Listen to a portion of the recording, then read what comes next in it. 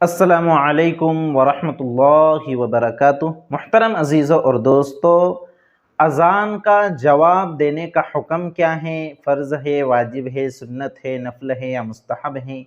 اسی طرح اذان کے جواب دینے کا طریقہ کیا ہے؟ اور اسی طرح اگر ایک ساتھ کئی اذانیں ہوں تو کون سی اذان کا جواب دیا جائے؟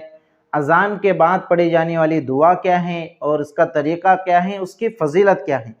یہ ساری تفصیل انشاءاللہ آج کے اس ویڈیو میں ہم سمجھنے کی کوشش کریں گے۔ تو محترم دوستو، یاد رکھیے کہ اذان کا جواب دینا، قولاً جواب دینا یعنی زبان سے اذان کا جواب دینا، یہ مستحب ہے، اور عمل کے ذریعے سے جواب دینا یعنی جماعت سے نماز پڑھنے کے لیے مسجد میں آنا، یہ واجب ہے۔ یہ ہے اذان کے جواب دینے کا حکم، کہ زبان سے اذان کے کلمات کو دہرانا یعنی اذان کا جواب دینا یہ مستحب ہے، اور عملاً یعنی چل کر مسجد میں آنا جماعت کے ساتھ نماز پڑھنے کے لیے، تو یہ عملاً اذان کا جواب ہے اور یہ واجب ہے۔ یعنی اذان سن لی، اب آپ بغیر کسی شرعی عذر کے گھر پر نماز نہ پڑھیں، بغیر کسی شرعی عذر کے جماعت کو ترک نہ کریں، بلکہ جتنا جلد ہو سکے آپ مسجد میں جماعت کے ساتھ نماز پڑھنے کے لیے حاضر ہو جائے۔ تو قولاً مستحب ہے اور عملاً یہ واجب ہے۔ نیز اب اذان کے جواب دینے کا طریقہ کیا ہے؟ تو اذان کے جواب دینے کا طریقہ بڑا ہی آسان ہے کہ مؤذن جو کلمات کہتا ہے انہی کلمات کو دہرایا جائے۔ البتہ جب مؤذن صاحب حی علی الصلاۃ اور حی علی الفلاح کہتے ہیں تو حی علی الصلاۃ اور حی علی الفلاح کے جواب میں لا حول ولا قوت الا باللہ کہیں، یہاں پر حی علی الصلاۃ اور حی علی الفلاح کو نہ دہرائے۔ تو یہ ہے اذان کے جواب دینے کا طریقہ۔ فجر میں چونکہ ایک کلمے کا اضافہ ہوتا ہے اذان میں، الصلاۃ خیر من النوم، تو الصلاۃ خیر من النوم کے جواب میں صدقت و بررت کہے۔ اور جو اقامت ہوتی ہے، اقامت کا سن لیجئے، اقامت جو ہوتی ہیں تو اقامت میں بھی اقامت کے الفاظ کو دہرایا جائے، اور قد قامت الصلاۃ، قد قامت الصلاۃ کے جواب میں اقامہ اللہ و ادامہ، یہ الفاظ کہیں۔ تو یہ ہے اذان و اقامت کے جواب کا طریقہ۔ اب اگر کبھی ایسا ہوتا ہے ایک محلے میں کئی مسجدیں ہوتی ہیں یا شہر میں کئی مسجدیں ہوتی ہیں اور 5-5 10-10 منٹ کو اذانیں ہوتی ہیں، 5 منٹ کے فاصلے سے اذانیں ہوتی ہیں، تو اب کون سی اذان کا جواب دیا جائے؟ تو یاد رکھیے کہ آپ کو جس مسجد میں نماز پڑھنا ہے، آپ جس مسجد میں نماز کے لیے جاتے ہیں، اس مسجد کی جب اذان ہو تو آپ اپنے کام کو روک کر اس کا جواب دیں، یہ آپ کے لیے مستحب ہے اور بڑی ہی ثواب کی چیز ہے۔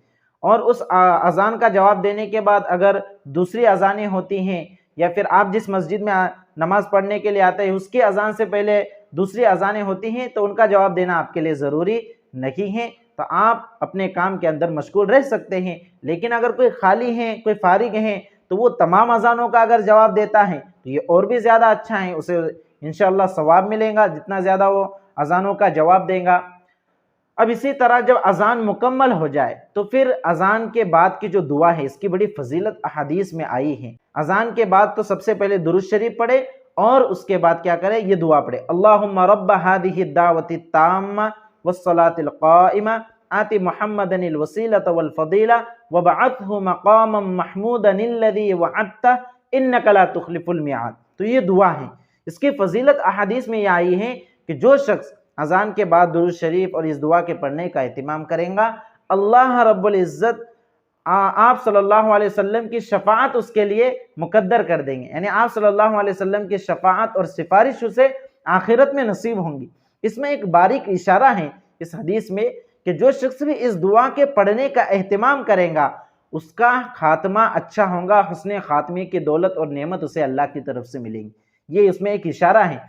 تو میرے عزیزوں اور دوستو، اس دعا کے پڑھنے کا خاص طور سے اہتمام کرے اور اذان کے جواب دینے کا بھی خاص طور سے اہتمام کرے۔ آپ سب اذانوں کا نہیں دے سکتے تو جو آپ کے محلے کے اذان ہیں، جس مسجد میں آپ نماز پڑھنے کے لیے جاتے ہیں، کم از کم اس مسجد کے اذان کا جواب دے دے۔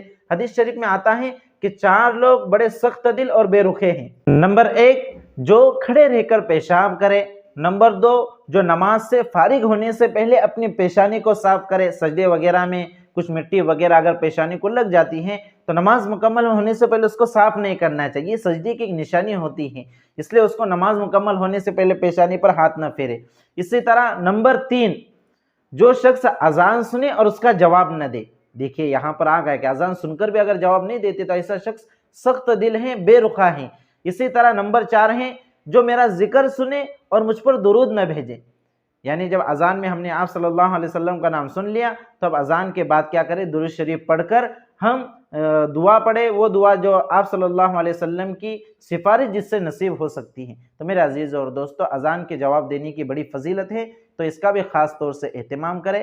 اللہ رب العزت سے دعا ہے کہ اللہ رب العزت ہم سب کو اذان کی اہمیت ہمارے دلوں میں بٹھائیں اور اذان کا قولاً اور عملاً دونوں طرح سے جواب دینے کی ہمیں توفیق عطا فرمائے۔ اذان کے بعد کی جو مسنون دعا ہیں، درود شریف ہیں، اس کے پڑھنے کی توفیق مرحمت فرمائے۔